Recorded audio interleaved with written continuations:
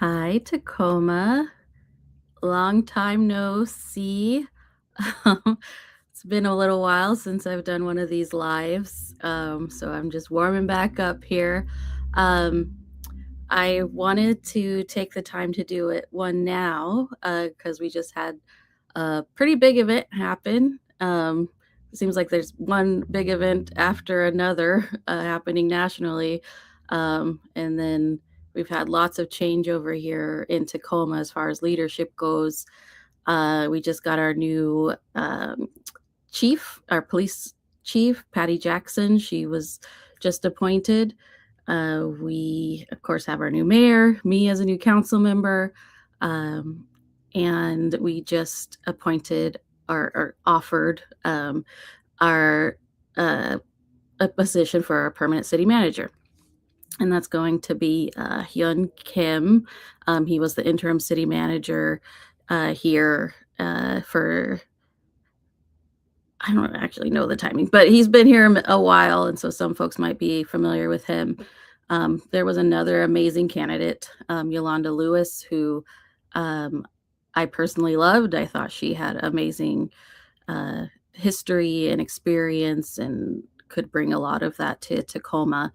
Um, and so I guess I just wanted to take a minute to share, I guess, what I had said before I took my vote in favor of Hyun Kim on Tuesday night, just to kind of hopefully give some context to my vote. I know folks are hearing that there was kind of a, or I guess there was another 9-0 vote, and sometimes a lot of the times, I think 9-0 votes are seen as a reason that, or as a way that it really does show that maybe there wasn't as much transparency that happened during a process, and you guys only get to see the end result. And if it's a 9-0 vote, you're not hearing any kind of dialogue or the pros and cons of these changes or these decisions. And so this was a unique one, because this was one of the decisions that we made where we did go into executive session. So, the time when people have ideas about these backroom conversations, we did have a backroom conversation. Executive session makes it difficult to talk about, what we kind of went back and forth with, but executive session does give you an idea of how things are going to go when the vote happens, and so it affects how you vote instead of coming in kind of cold and getting to hear what everybody says on the dais. This is one of the times where, okay, we heard what everyone was going to do, or was how they were leaning beforehand, and so the decisions on the dais were made off of that.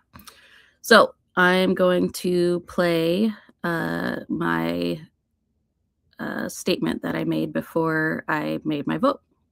I just wanted to point out again that, and acknowledge that the process attracted two very qualified candidates. I do hope that Ms. Lewis tuned in, at least for the first part of the meeting, to hear how much community appreciated what she had to say and the time that she took to come here. And whoever hires Ms. Lewis will no doubt be better for it. I think that opportunities like this allow us to take a little bit of a step back and examine our approaches and our expectations for our leadership here. And this process also gave staff and the community a valuable vote into the kind of leadership Tacoma wants to see. I hope the conversations we've had challenged some ideas and solidified others for our new city manager, particularly around the importance of stability and innovation, clear expectations, measurable milestones, and authentic, transparent communication as we work through the significant challenges facing our city. Moments like this also remind us that governance structures matter. Tacoma operates under a council manager form of government, and processes like this give us an opportunity to reflect on whether our systems of leadership and accountability are serving the public as effectively as they can. I'm voting yes for Hyun, transparently, mostly because my vote doesn't make a difference here, but also as a gesture to show that I know Hyun is capable of rising to the occasion. I just hope that he chooses to. Ultimately, our focus should always be on ensuring that our city's leadership, both elected and appointed, is aligned in delivering the desired results of the people of Tacoma. I look forward to continuing to refine how we work together to achieve this shared goal. Thank you, Councilmember. Well, there you go. So yeah, I felt like I had to say a couple words before I took my vote, just to kind of explain why I was doing what I was doing. And I understand that there's still questions about the vote. You know, if you had mixed feelings, why not express those mixed feelings in a different way? But I really do. You know, we're left with, we have who we have, and I have to do my best to work with this individual. And I think they are, and I meant what I said. I hope for the best. And I know that they are capable of doing the things that we have been asking, that you have been asking for. It's a matter of will. You know, I've seen good signs, and I've seen things that made me want to want to have Yolanda. And so I'm going to lean into those good things that I've seen, and hope that that's the choice that we get.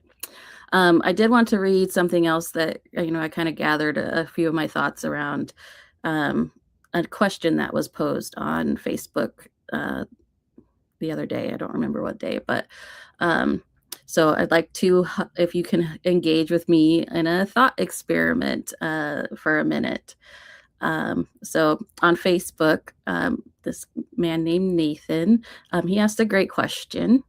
He asked, what is even the point of trying to go through the system? And this was in response to the vote the other night. If folks are feeling like what they are asking for isn't happening, or isn't getting the results. So I wanted to say that after feeling jaded by the system, I asked myself that question too, before I decided to run for my seat. And the answer I came to was that we shouldn't have to go through the system for everything. In my view, government serves one purpose: to organize people and resources together to accomplish feats that would be impossible on our own. If it isn't fulfilling this role, or impeding or not supporting the community in accomplishing things that they can do on their own, then we need to steer government back to its purpose through better policy. But it is also necessary to understand that any policy in the moment still remains limited by the law and other existing policies. And after careful consideration, I did decide I would run to willingly submit myself to these limitations, because that is the only way to get my hands on them and to try and change them. By voting for me in this role, you have also agreed that I will abide by these limitations now to fight for a better tomorrow. It is important to understand that once you elected me to this role, our collective power grew, but it began to originate from different sources. Before I was elected, my power, like yours, was in advocacy and solidarity. While my power remains rooted and motivated by these things, our collective power only grows if I can use my elected position to move the needle on changing the system, shifting its limitations. Now, what added power do I have in my position to make this happen? Good question, Latasha. Let's see. Alone, I have none. Our collective power grows only if I can collaborate with 4 other people to change these laws and policies, these limitations. If I were not elected to harness this power for the collective good, there would be no point in us having fought to get me here. Politics is a game, any way you look at it. And on the local level, I know federally they're not really playing the game anymore, but on the local level, to continue to play it, you have to know the rules. And most importantly, you have to continue to play. I could have stayed outside the system and been alongside you. I would have preferred to stay outside the system and alongside you and not having to limit my words and actions in any way. But then we wouldn't have the access to this method of change as we do now. I think you elected me because you wanted me to use this position to do some good. I am playing the game to be able to do just that. We didn't fight to get me elected into this system only to squander the little power it allows me to make change for my community. So please continue to stand in your full power by using your voice and taking meaningful action, including action that cannot yet be accomplished through this existing system. And I will continue to try and work within the system so that one day it just might be able to accomplish more. So I'm going to make mistakes. I may not say the things that you want me to say. And I may make decisions that don't make sense to you. But please always know that my North Star is community empowerment. Also, know that I am always available to talk through any questions that you may have. I try and make myself available as much as possible. You can meet me.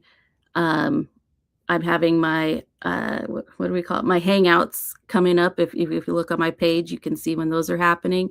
Happy to chat with you more then about this or any other topic. Also, email me and we can figure out a time where we can maybe meet virtually or to chat in a time that works for you. I'm here to talk. And I want you to know that I love you, Tacoma, even though you might not always like me. I'm here to try and do my best and to do what's best for all of us. Speaking of, I'm about to be at Common Good here at 7:00. They're having a meeting there, a public meeting for anyone who wants to come about students and how we can help support our students more in Tacoma. So if I don't see you there tonight, I'm sure I'll see you soon somewhere else. And thanks for taking the time to listen to what I had to say. Good night.